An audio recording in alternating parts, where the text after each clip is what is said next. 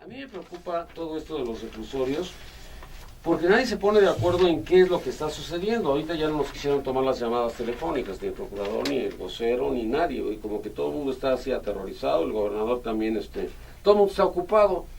O se ocuparon o los ocuparon. También nos acompaña el día de hoy el licenciado Gerardo Palomar, director de programas de Derecho en el TEC de Monterrey Campus Santa Fe. Gerardo, mucho gusto, bienvenido. Nino, buenos días a tu auditorio. Reclusorios. Reclusorios, pues bueno, sí, efectivamente, como lo hemos venido diciendo en varias intervenciones aquí, el sistema de reclusorios efectivamente está en crisis. Es un sistema que lo único que hace es aislar a las personas, es como un leprosario ahí, mandan a estas personas alejadas de la sociedad. El sistema de reinserción a la sociedad no se aplica, no hay una correcta aplicación de esta reeducación del reo para poder regresar a la sociedad reinsertarlo en una correcta convivencia, ¿no? Entonces sí me preocupa esta forma de que la sociedad nos estamos simplemente vengando de aquel que creemos que ha cometido un delito, ¿no? El tenerlos en la cárcel sin readaptarlos es una simple venganza del Estado y de la sociedad en contra de estas personas. Entonces sí, este sistema nos está rebasando, ¿no? Tenemos sobrepoblación en los reclusorios. Esta sobrepoblación nos ha generado este tipo de cuestiones, como decía aquí el licenciado Andrés Aguirre, efectivamente el tener 15 custodios contra 700, o sea, en número físico es imposible solventar una situación de este tipo, ¿no? Ahora tenemos tres versiones en cuanto a lo de la famosa fuga. Primero era lo del túnel que ya fue desechado.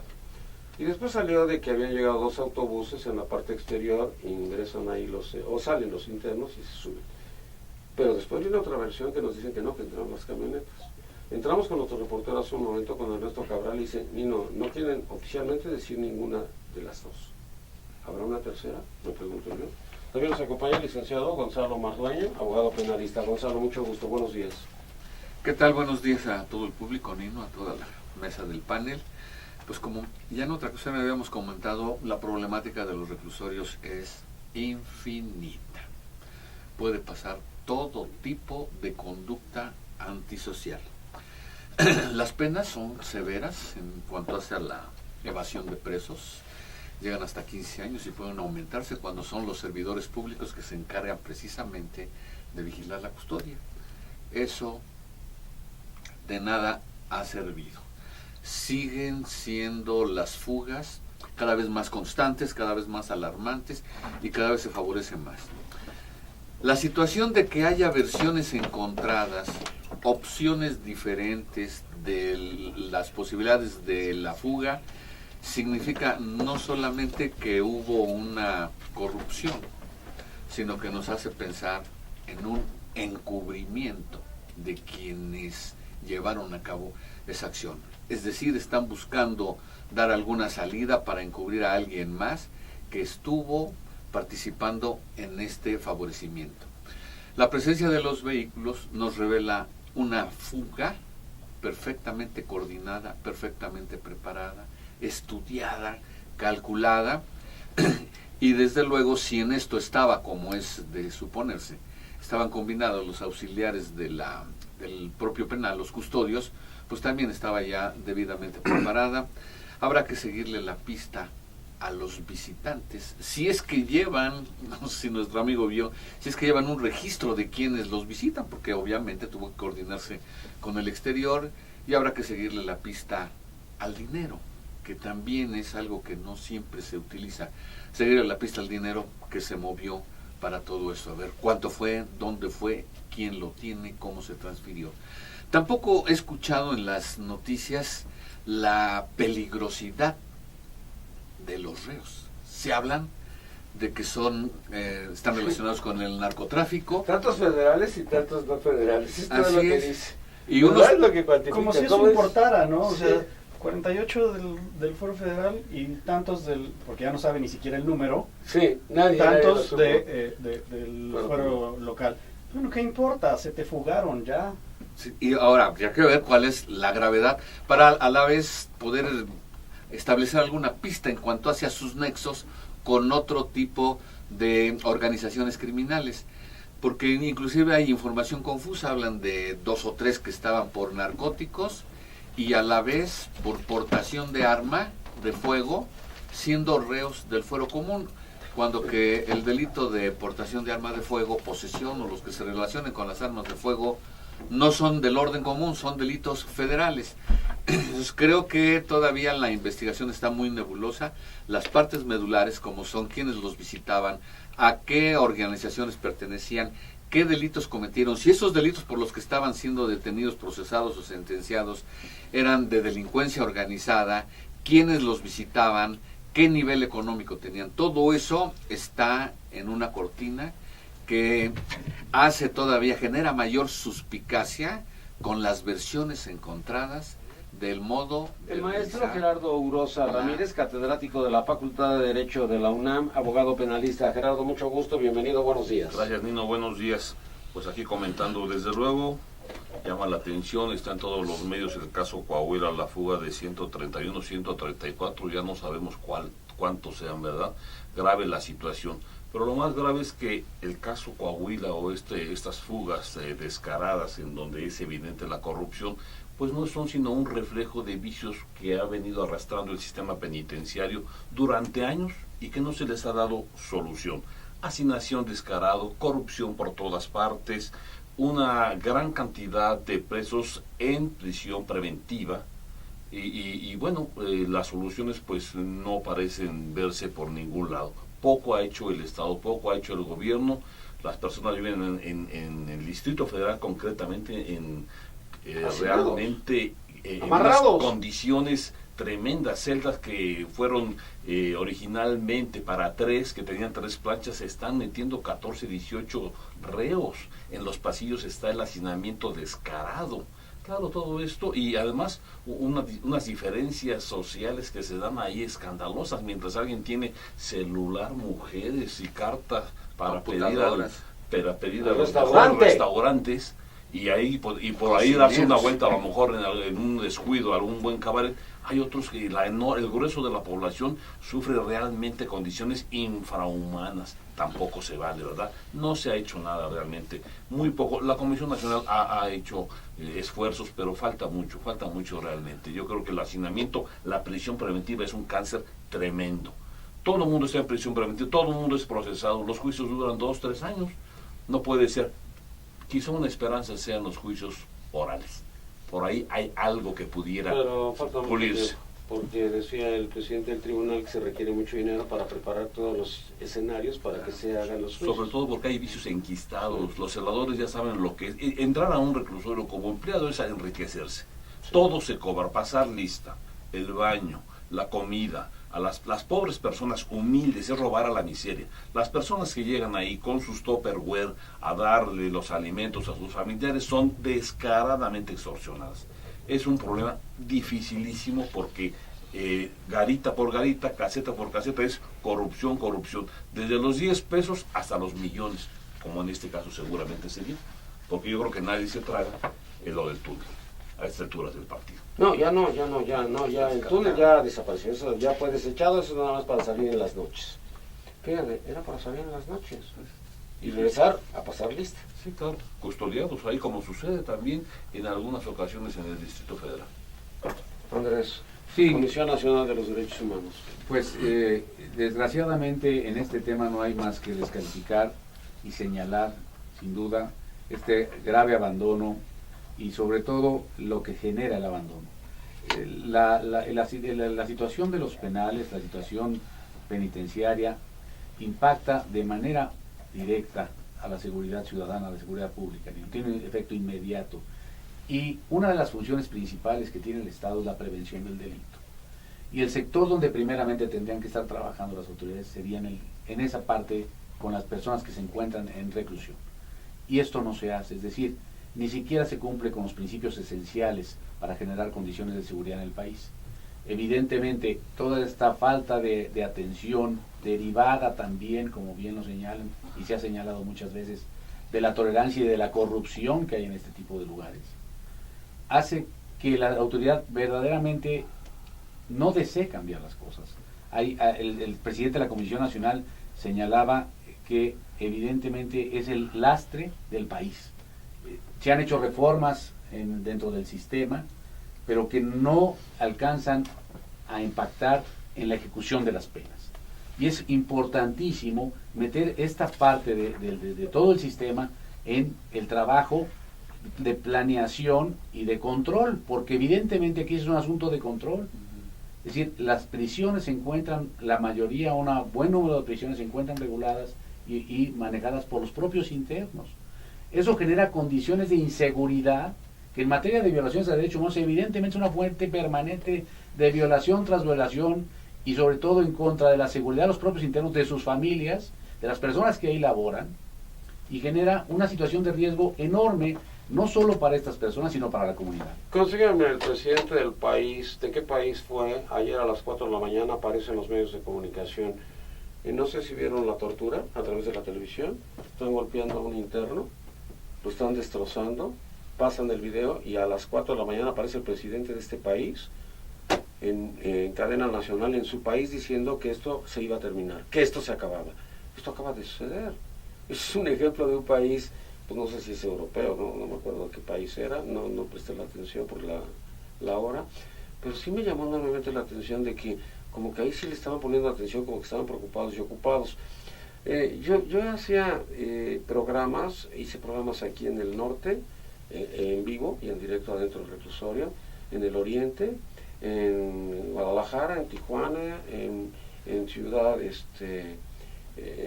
Juárez. Bueno, el de Guadalajara era muy especial. Ahorita que dijiste lo de los restaurantes, había un restaurante Suegiro, que es el equivalente del Suntory nuestro, es un restaurante caro tipo japonés para los mafiosos. Ellos pedían su comida, llegaba su comida, te lo con bebidas, con champaña, obviamente. Porque digo, un mafioso no va a tomar tequila. Entonces, eso te llama la atención de la corrupción que hay, ¿no? De que todo entraba y todo entraba y todo entraba. Entonces, los pobres, a eso sí los revisaban. Y les metían los dedos a las señoras para ver si traían droga, porque se había dado casos de que hubiera droga. Digo, lamentablemente tenemos este sistema así, estamos preocupados, pero en lo que nos ocupamos en realidad es en hacer reformas. Las reformas, pues sí son benéficas, pero la realidad es que las reformas no nos van a solucionar lo que está sucediendo realmente en los reclusorios. Ese sistema corrupto es lo que tenemos nosotros que vencer. Si tenemos buenas reformas, tenemos buenas leyes. Actualmente hay buenas leyes, pero no las aplicamos. O sea, si tenemos reos que tienen la capacidad de corromper a cualquiera de los custodios, pues bueno, puede hacer lo que se le dé la gana. Y tenemos estas cuestiones donde tenemos una versión, después otra versión, tenemos un túnel, nos dan medidas, longitud, profundidad, todo, y después dicen, no, por el túnel no salieron, mejor salieron por la puerta. Pues, ¿qué creen, que no son gente decente? Tienen que salir por la puerta, ¿cómo les voy a echar por un túnel? Y después tenemos la tercera versión, que esa debe ser la verdad, que esa es la que tenemos que conocer. Y la verdad creo que se realiza a través de las visitas que realizamos en esos centros penitenciarios, la atención de quejas individuales y también el Mecanismo Nacional de Prevención contra la Tortura. El año pasado, para el levantamiento del Diagnóstico Nacional de Supervisión Penitenciaria, no pudimos ingresar a Piedras Negras, a ese centro, porque no había condiciones de seguridad para nuestros visitadores. Evidentemente, los visitadores de la Comisión Nacional tienen la consigna de que no pueden arriesgarse si no hay condiciones para que puedan ingresar. No lo voy a poder pronunciar, es Georgia en Rusia, bueno, lo que era la Unión Soviética, porque ahora es Georgia separado, y aparece el presidente Mikhail Saakashvili a las 4 de la mañana en cadena nacional en Georgia diciendo no se vuelve a repetir esto. Adentro de un reclusorio. Yo cuando vi eso, yo decía, ¿cómo es posible que el presidente a las 4 de la mañana esté saliendo de traje y corbata? No creas que salió de pants o con pijama, pero ya atendiendo el asunto y no se vuelve a repetir jamás un acto de tortura. Los mismos internos golpeando y destrozando al otro, Lo cual sucede también en México, ver los famosos picos y después es muy común. Pero yo no he visto ni siquiera al director de un reclusorio salir a decir a las 4 de la mañana que no vuelva a suceder eso. Bueno, muy al contrario, cuando entrevistas tú al director de reclusorios, te dice que tienen un sistema ahí de torturas donde les ponen un perro en los genitales. Sí, eso fue en el reclusorio. Jordi no aparecía, ¿no? No, pero Jordi es de otra cosa. No, Jordi es de la Secretaría de Energía. Y también ahí tenemos problemas porque tampoco aparece Jordi porque no sabemos cuántos son los muertos y cuántos son los desaparecidos en una cuestión de la Comisión Federal de Electricidad y de Petróleos. Pero regresando a esto, ahorita que lo estás recordando, era Tavira, cuando llegó a Radio Fórmula y me decía cómo trataban a los internos allá en ¿cómo se llama? Ya le cambiaron el nombre. ¿no? En Almoloya, ya le cambiaron el nombre. No sé Altiplano. Altiplano, una cosa así. ¿Verdad? De que les sacaban ahí al perro, al Rottweiler, se lo ponían en los testículos, el cuate se cagaba y se comía esa caquita y para afuera. Entonces tú decías, no, eso no es posible. Y tampoco se vale, ¿no? No. Como No, decía pero- el buen de Tavira, estaba a un paso del infierno en su libro, ¿verdad? Sí, pero Relatando estaba todo loco esto, porque sí. ir a decir eso a un medio de Sí, comunicación. tremendo. No, es que como que yo creo que se ocultan muchas cosas. Ahora, yo tengo mis dudas en esto de las denuncias, porque ellos saben que si denuncian, ellos van a pagar el pato. No sé qué vaya a suceder con ellos, no sé a dónde los vayan a mandar ni qué vayan a hacer, pero obviamente va a haber castigo. Contra sus familiares también, Sí. de que no los dejen entrar. Sí, claro, hay una serie de represiones Sí. que generan que El las temor, el víctimas, pavor, el terror. tenga que callarse. Pero tenemos que no hay una estructura, la estructura material no es suficiente porque hay hacinamiento. No hay cámaras, no hay custodios suficientes y ya hay reos con un poder económico bastante abultado Sí. que pudieron movilizar esto, pues el No, que lo resultado, movilizaron. el resultado es esta fuga y de seguir las cosas así, igualmente. La prisión, estaba oyendo un comentario en la mañana tuyo, Nino, de que no era posible que existieran esas posibilidades económicas para trasladarlas directamente a los internos, a los custodios. Pero efectivamente los custodios no pueden más. En otro programa que estuvimos aquí hubo una denuncia de los custodios Sí.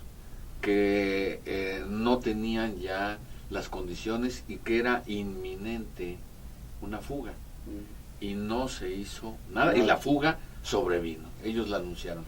Aquí de los custodios no sabemos nada, no sabemos Ahí qué está la lista ya preparación de la ley. tenga. Ahí te di la lista ya de los Sí. que estaban detenidos. No, Bueno, pero a no hay su ninguna preparación. Bueno, oye, antes para ser policía, lo más fácil era ser policía porque tocabas todas las puertas, no encontrabas trabajo y Te pues ibas decías a- aunque sea de te iban a policía, dar un- aunque sea de policía.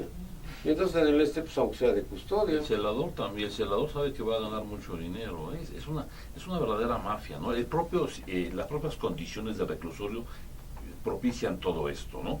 El temor que estábamos hablando, porque caramba, no es lo mismo estar en libertad con algunas posibilidades de denunciar que hacerlo dentro de un reclusorio, porque ahí hay castigo, recordemos que hay la cárcel. El apando, el El apando. famoso el dormitorio apando. 10, que es Sí. el equivale al apando, ¿no? Sí. Y no hay muchas diferencias entre la película de Casals y la actualidad, ¿eh? Así es que hay que tener mucho cuidado. Yo creo que tocaba un punto aquí el licenciado Gerardo Palomares muy interesante. Dije bien su nombre, ¿verdad? Gonzalo Mardueño. Perdón, Gonzalo Mardaña. Mardueño.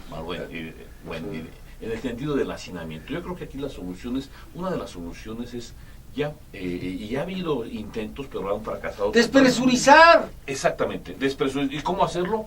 Ya no meterle a la ley más delitos graves y graves. El artículo del Código Penal Federal más largo es el que contiene esa lista negra de delitos graves. Y cada año se le suman. ¿Es delito grave si yo me robo 5,000 pesos? Delito grave. Pregunto, claro porque que los sí. de pronósticos deportivos se fregaron 160 No, eso millones no de tiene- pesos no importa y no eso. sucedió nada. Claro que no. No hay un presupuesto. ¿Cómo se llama el penal de mujeres aquí en el Distrito El Federal? Tepepan, De Tepepan. o el de Santa Voy a hacer un programa ahí de televisión. Llego a hacer el programa de televisión y me lleva la directora a ver los refrigeradores, camarones, porque iban a cenar camarones ese día.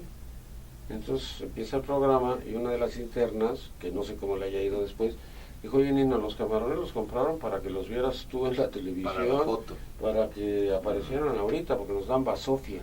Sí, el rancho. Basofia, no me dijo comida, Basofia. Yo no sé cómo le haya ido. Pero es que aquí tiene mucha razón el licenciado Andrés, el visitador. ¿Qué es lo que sucede? Tienen un presupuesto asignado y ese presupuesto pues efectivamente es para X número de internos, pero los hacinamientos generan 400% de sobrepoblación.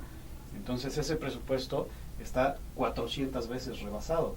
Y luego esto también pues, nos genera una serie de problemas en cuestión de que sí están esperando dinero y cómo lo hacen, pues bueno, bajo la corrupción. Y esa corrupción genera que este sistema penitenciario actual sea un negocio para todos, un negocio de corrupción. Pero, eso sí, las autoridades se espantan cuando decimos, oigan, pues pongamos a trabajar a los internos.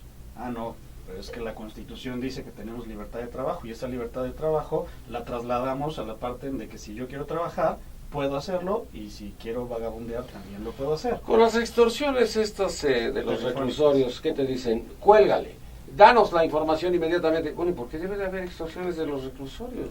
Yo me pregunto, ¿por qué? Claro.